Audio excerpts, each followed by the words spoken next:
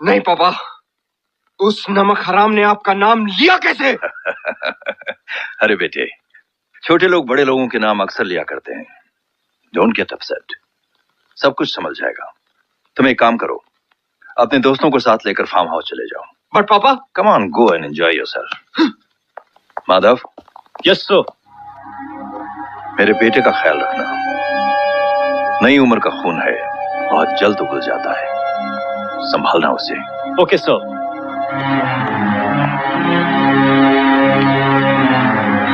Sir please मेरी बात मानिए, कुछ दिनों के लिए आप आउट ऑफ इंडिया चले जाइए, तब तक आजाद का जोश भी ठंडा हो जाएगा। गलत। जिसकी नसों में ईमानदारी का खून दौड़ रहा हो, जिसका दिल देश के लिए धड़कता हो, उसका जोश कभी ठंडा नहीं पड़ सकता।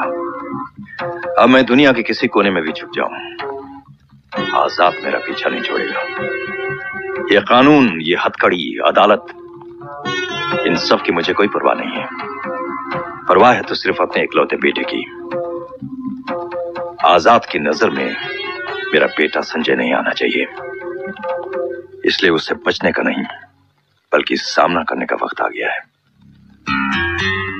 तुम एक काम करो, आसपास की बस्तियों में ऐलान कर दो कि कल सुबह हम अनाज और कपड़े बांटने वाले हैं, और जैसे ये भीड़ जमा होकर हमारे घर के सामने आ जाए, अपने 40-50 लोग हथियार के साथ उनमें शामिल कर दो, और आजाद जैसे मुझे गिरफ्तार करके ले जाने की कोशिश करे, उसे वहीं खत्म कर दो।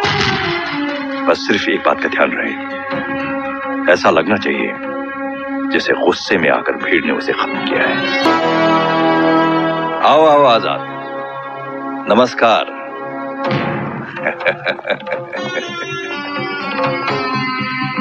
हमें मालूम था तुम आओगे, मगर इतनी जल्दी आओगे ये मालूम नहीं।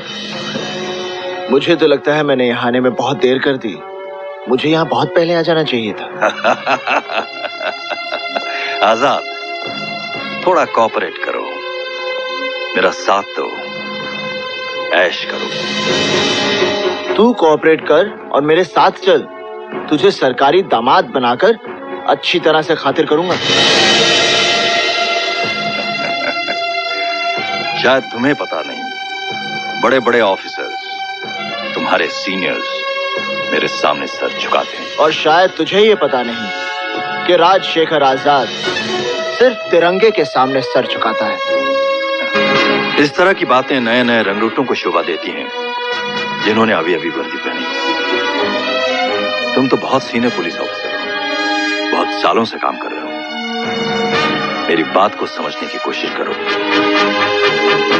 दोस्ती कर लो मुझसे। शिकारी अपने शिकार के साथ दोस्ती नहीं करते।